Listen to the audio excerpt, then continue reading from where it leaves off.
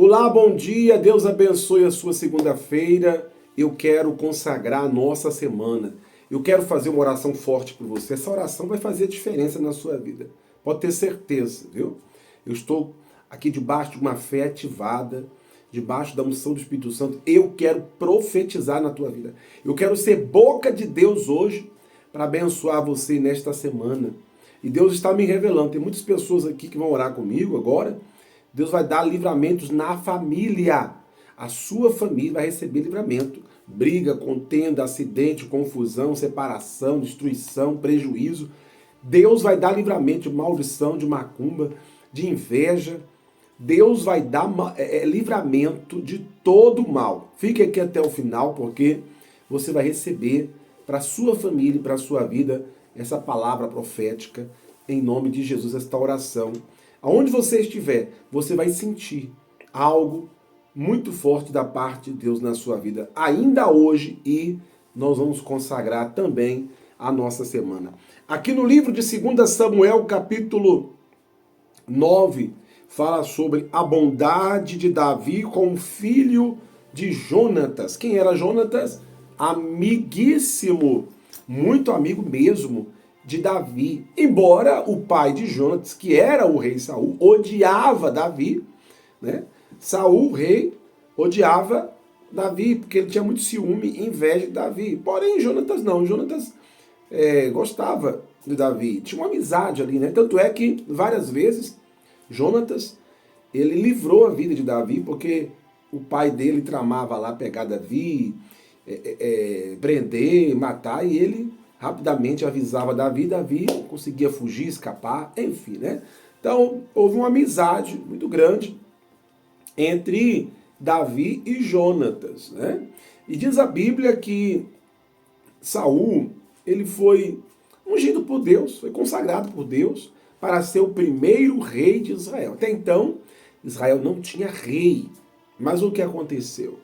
Saul se envaideceu, deixou o cargo, deixou o poder, a fama, a glória, né? Subir a cabeça dele, ele se envaideceu, aí começou a achar que não precisava de Deus. Muita gente hoje também é assim, não é diferente, né? Tem pessoas que Deus abençoa ela, Deus exalta ela, Deus dá posses, Deus dá dinheiro, Deus dá fama, e a pessoa esquece de Deus completamente. Aí a pessoa se incha, né? Fica exaltada, soberba, egoísta, egocêntrica, e aí a pessoa já não quer saber mais de Deus. Ele abandonou tanto Deus que Deus o rejeitou. Ele não queria saber de Deus mesmo. Quando alguém falava de Deus para Saul, ele nem gostava. Ele teve uma vez que ele foi consultar até feiticeiras para saber se ele ia ganhar a guerra ou não. Então ele não consultava a Deus, ele não queria obedecer à ordem de Deus, não queria se humilhar diante de Deus, não queria respeitar a palavra de Deus, né? E o que aconteceu? Deus deixou ele de mão. Deus deixou ele de mão, e aí ele foi para a guerra. Como Deus não era com ele, ele perdeu a guerra. Querido, se Deus não for com a gente, Deus não vai perder a guerra. Mas se Deus for conosco, nós vamos vencer. E Saul foi para a guerra confiando na sua força, na sua inteligência, na sua capacidade, no seu poder. E perdeu. Quando ele olhou para um lado, olhou para o outro, o seu exército estava tombando, o seu exército perdendo. E aí que ele olha, ele vê o seu filho Jonatas havia sido atingido. O Jonas também era soldado. Ele viu que o filho, né, a sua família, toda a sua família ali na guerra estava tombando, morrendo. Aí ele, por último, para não ser capturado pelo inimigo, ele mesmo se matou. Tirou a sua própria vida. Olha o que é o fim trágico da pessoa que acha que não precisa de Deus, né? Principalmente aquelas pessoas que Deus levanta, que Deus abençoa, né? E essas pessoas simplesmente viram as costas para Deus. O fim é trágico, né? Tenho visto muito isso acontecer, né? Infelizmente, as pessoas esquecem de Deus, né? Às vezes quando a pessoa tá ali, ninguém conhece ela, tá ali, né? Não é nada, não é ninguém, aí de repente ela até lembra de Deus, mas quando Deus, basta Deus exaltar aquela pessoa, que ela esquece de Deus, começa a pisar nos pequenininhos, né? Era o caso de Saul. Saul começou a pisar em Davi, querer matar Davi, porque Davi era humilde, porque Deus tinha ungido Davi, ele tinha ciúme, né? Então ele queria matar Davi de qualquer jeito. Só que Deus rejeitou ele. E por Deus ter rejeitado ele, por que Deus rejeitou ele? Não que Deus não amava ele, Deus amava, mas ele não queria Deus de jeito nenhum. Fazia tudo errado. Então Deus deixou ele de mão. E aí ele mesmo, não foi Deus que matou ele, foi ele mesmo que tirou a sua própria vida. Não foi Deus que castigou ele. Ele mesmo, com as suas rebeldias, foi que caiu, né? Tombou, perdeu tudo e teve um fim trágico, né? E Jonatas, filho dele, felizmente também, né, veio a falecer, como toda a família, né, veio a falecer. E Davi assumiu o trono, porque Davi já tinha a promessa do trono, então já tinha sido ungido pelo profeta Samuel. Então, Davi, ele assumiu o trono, né? E diz a Bíblia que Davi, então, como ele tinha essa amizade, esse respeito, né, muito grande por Jonatas, ele chegou a perguntar ali para os seus subordinados, ele disse, olha, será que não ficou ninguém, nenhum mesmo, nenhum filho de Jonatas para mim usar de bondade? Aí disseram, sim, sobrou um, teve um que na época escapou porque ele era um bebezinho, e aí, né, a babá dele caiu morta por cima dele, na época que os inimigos invadiram, né, a cidade, ela caiu morta, e ele era um bebezinho, então o bebezinho também desmaiou, quebrou as pernas, estava muito ferido, então os inimigos achavam que até aquele bebê estava morto, e largaram para lá, só que o bebê não morreu, o bebê, ele sobreviveu, só que ele está lá escondido lá no Lodebar, um bairro bem pobre, que está ali, o povo bem pobre ali, ele vive lá,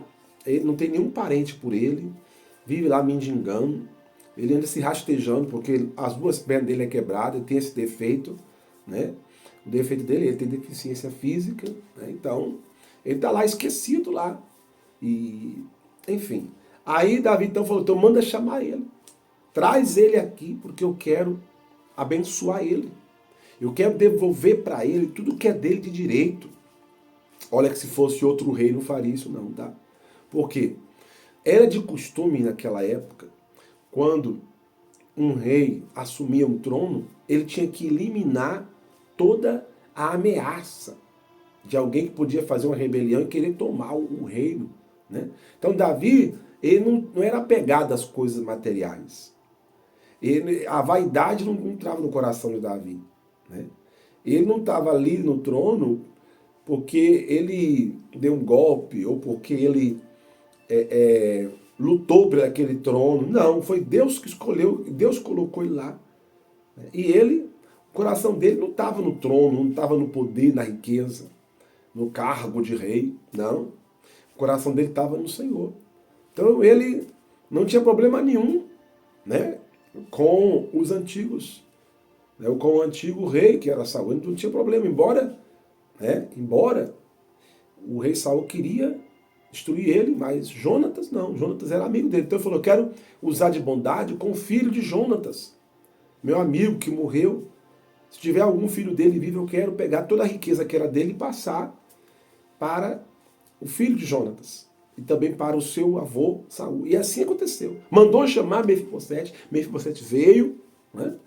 Ele estava com medo. E será que o rei vai mandar me matar achando que eu vou querer tomar o trono? Porque o trono era do meu avô, o trono era do meu pai. Porque se fosse seguir a ordem, quem era para ser rei no lugar de Saul, quando Saul morresse de velhice, quem ia assumir o trono era Jonatas, né?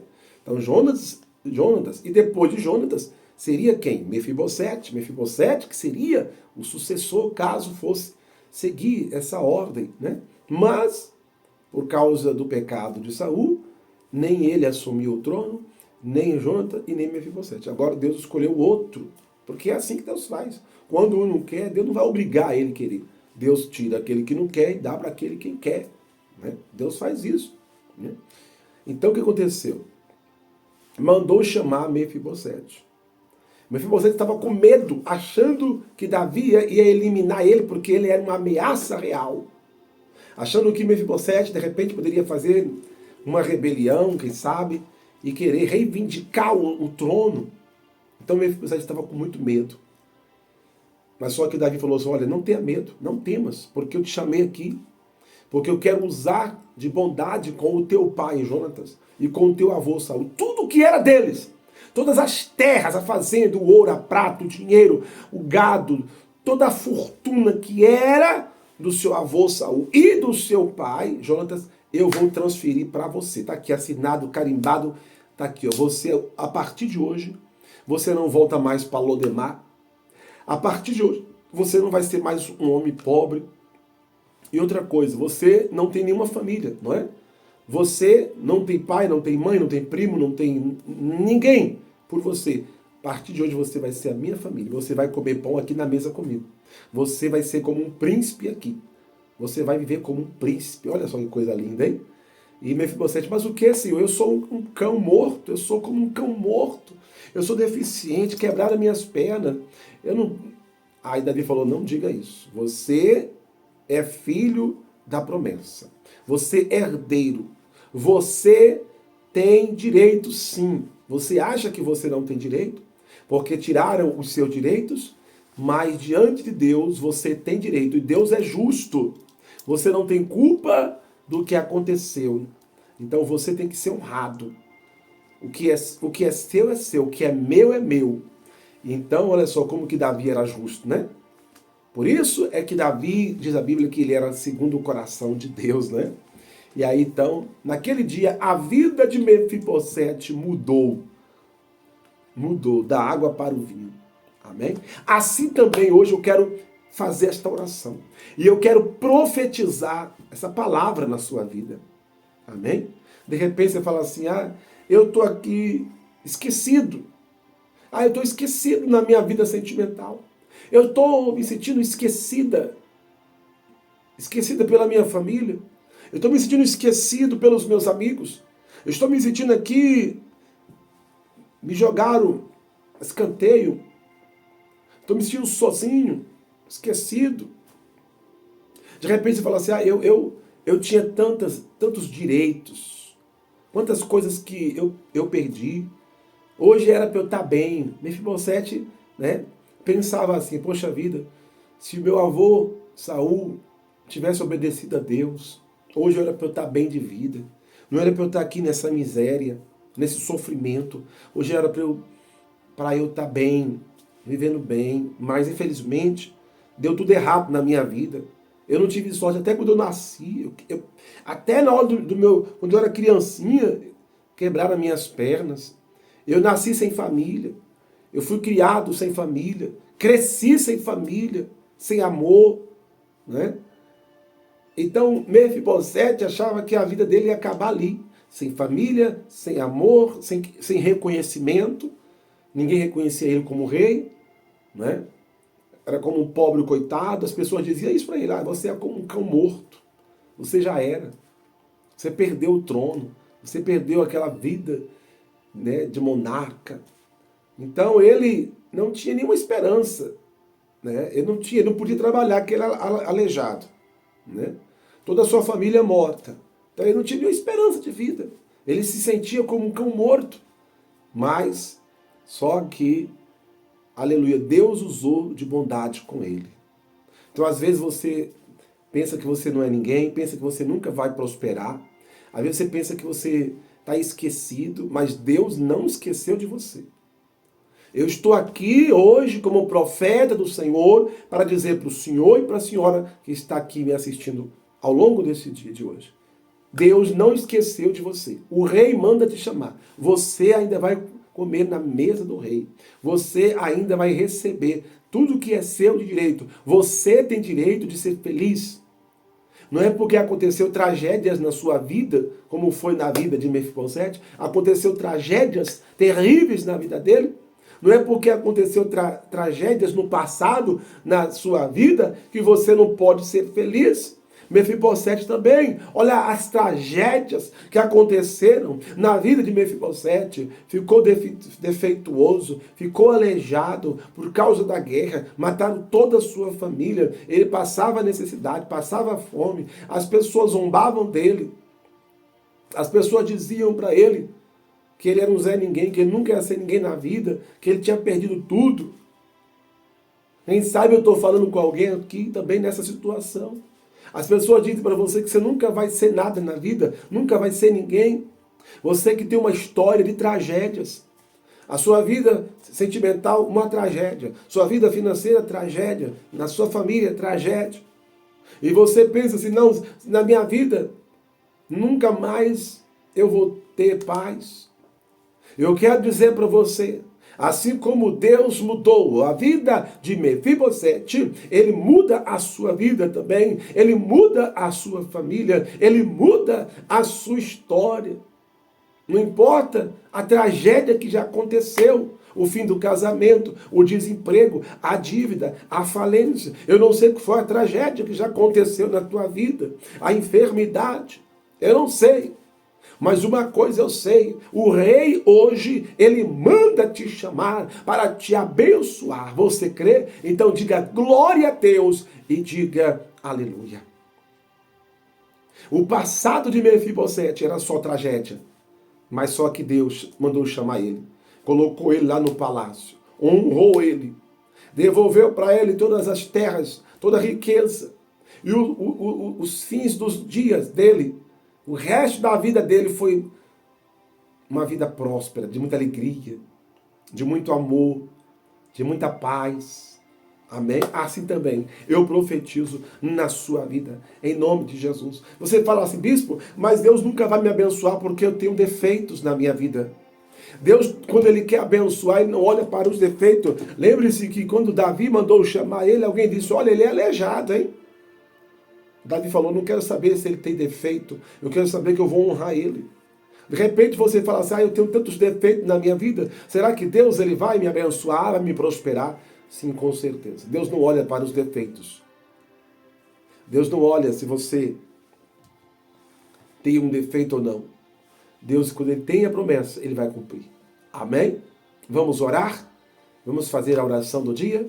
A oração para Deus consagrar a nossa semana, para Deus livrar a nossa família, para Deus abrir portas esta semana. Eu creio que esta semana Deus vai abrir portas. Assim como Deus fez na vida de Mefibosete, Deus também vai fazer na nossa vida. Oremos ao Senhor.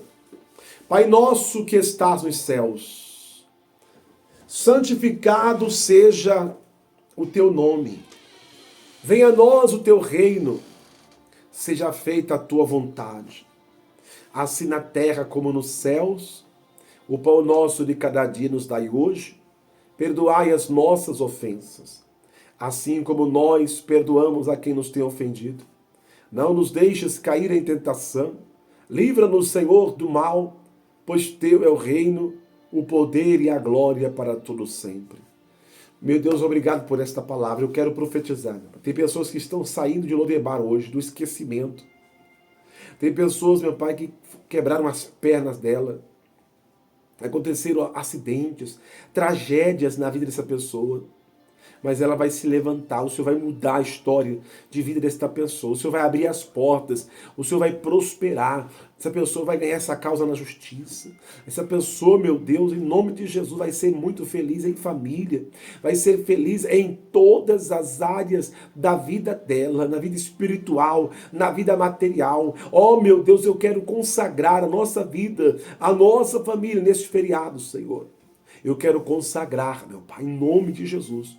Eu quero colocar debaixo de bênção e cobertura espiritual todas as pessoas que estão orando comigo nesta hora. Meu Deus, guarda aqueles que estão viajando. Meu Deus, em nome de Jesus, Pai, eu venho pedir a Ti agora a proteção dos anjos do Senhor. Aqueles que estão doentes, meu Pai, que o Senhor venha curar agora. Aqueles que estão oprimidos, que sejam libertos, em nome de Jesus, que todos os planos do inimigo, todo o laço do passarinheiro, toda a peste perniciosa, que venha cair por terra. Meu Deus, em nome de Jesus, abençoe a todos. E eu declaro, eu profetizo uma semana de portas abertas, em nome de Jesus. Meu Deus, consagra agora esta água, Senhor.